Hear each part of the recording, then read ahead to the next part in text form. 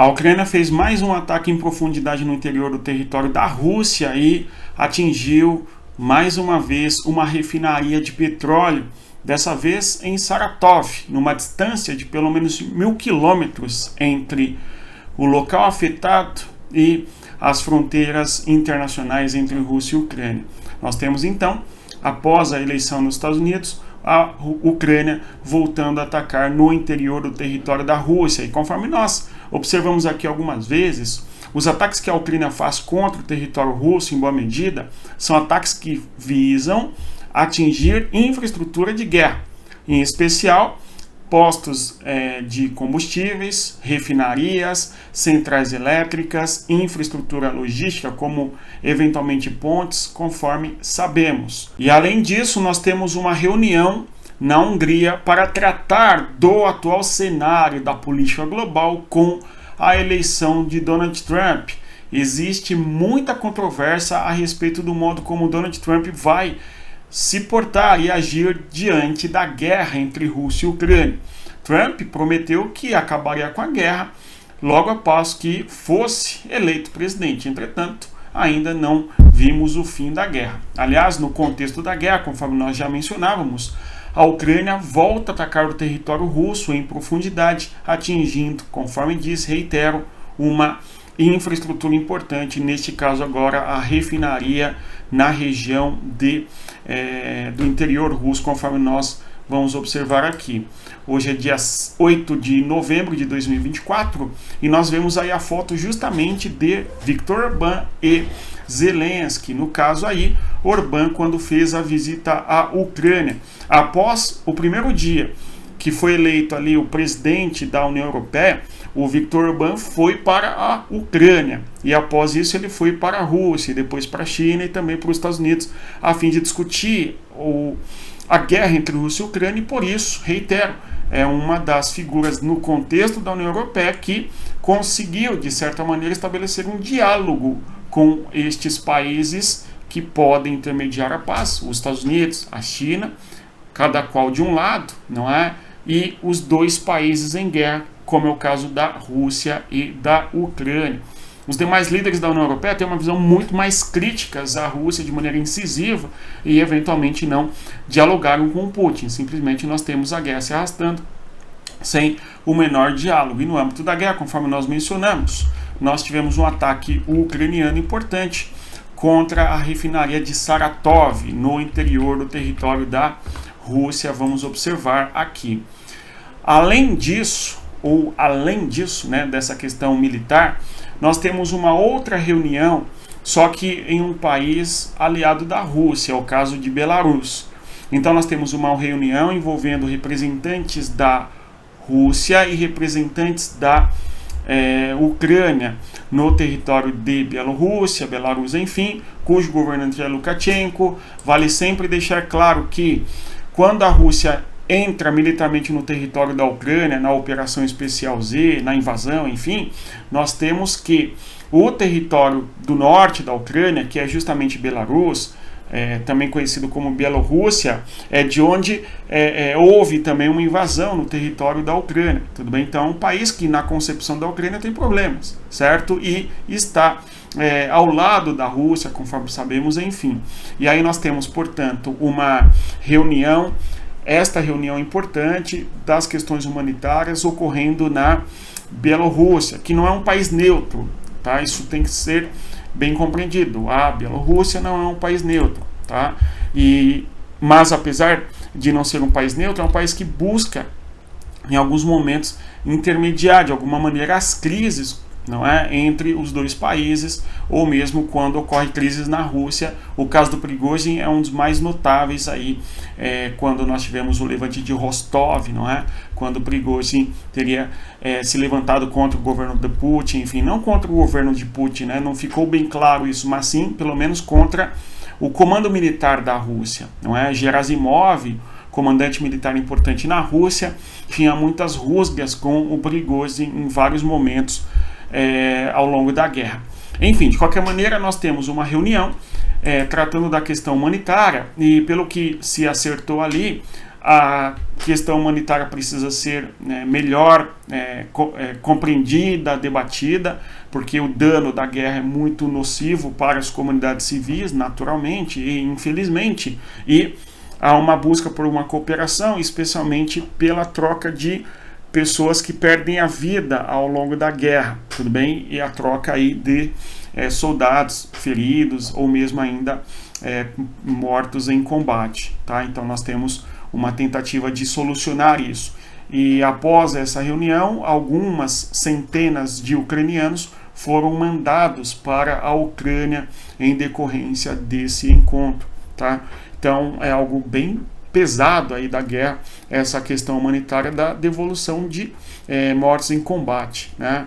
E aí, conforme nós observamos, vamos mudando aqui o tema, esse tema pesado, a guerra sempre traz temas muito pesados, conforme nós sabemos, infelizmente, né? Nós temos que a Ucrânia fez um ataque em profundidade na Rússia. Vejam aí no mapa, né, gente? Lá no interior do território,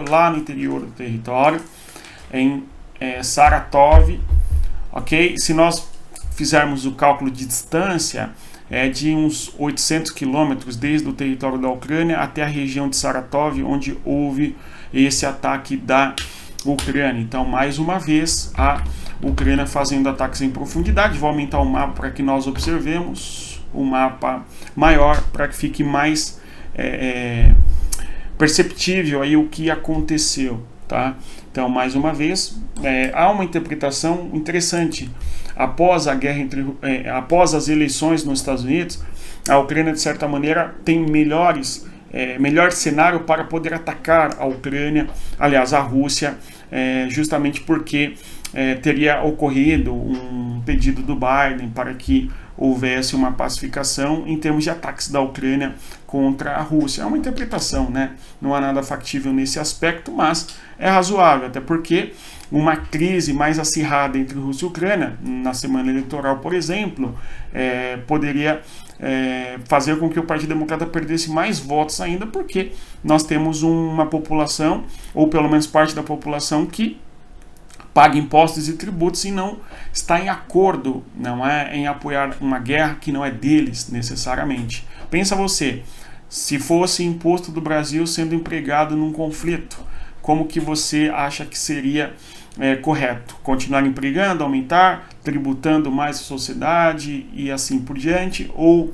rever o modo como apoia o país, ou mesmo buscar uma solução pacífica, enfim, como cidadão, como que você pensaria, e lidaria com este cenário, não é uma reflexão importante aí a nós fazermos, tá bom?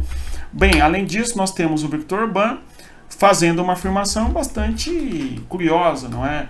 Que pode ser pensada como sendo a ideia de que o Trump abandonará a Ucrânia, certo? Porque está ocorrendo ali na Comissão Política Europeia em Budapeste uma reunião, nós falamos disso ontem, e o Viktor Orbán teria dito isso daqui, ó: se Donald Trump tivesse vencido em 2020 as eleições, esses 2 anos de pesadelo não teriam acontecido, não teria ocorrido uma guerra, disse o Orbán. A situação é óbvia, houve uma derrota militar, os americanos vão sair dessa guerra.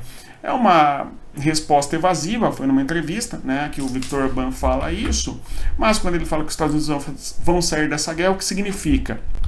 Uma vez que Donald Trump disse que acabaria com a guerra e há muita discussão de que Trump não vai continuar apoiando a Ucrânia assim por diante, essa declaração do Viktor Orbán gera muita desconfiança, né? Mais desconfiança ainda, até porque existem que o vice-candidato eleito ali presidente dos Estados Unidos, na chapa do Donald Trump, tem uma visão de que o apoio à Ucrânia tem que ser repensado e revisto, né? Então, diante desse cenário, nós temos, sim, mais uma dúvida sendo colocada sobre a perspectiva da guerra e o modo como os Estados Unidos irão lidar com a guerra. Aliás, sobre os Estados Unidos, o Putin, após um silêncio, acabou parabenizando por fim a eleição de Donald Trump à presidência dos Estados Unidos. É muito curioso, porque quando saiu o resultado eleitoral da Venezuela questionado, conforme nós sabemos, e mais do que questionado, questionável, né? nós tivemos tanto a China quanto a Rússia tão pronto reconhecendo o resultado eleitoral naquele país, né? Com a eleição dos Estados Unidos, há uma demora por parte da Rússia, mas ela foi feita. Vamos aí acompanhar e torcer para que, de alguma maneira, haja uma negociação de paz. E, claro, conforme o próprio Zelensky pretende uma paz justa.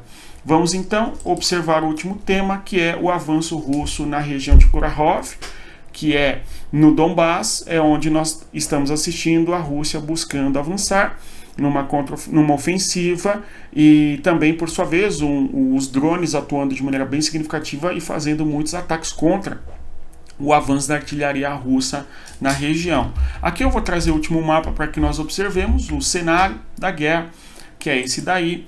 Nós tivemos há pouco tempo, conforme sabemos, a conquista de Vuhledar, a conquista de Selidov, tá?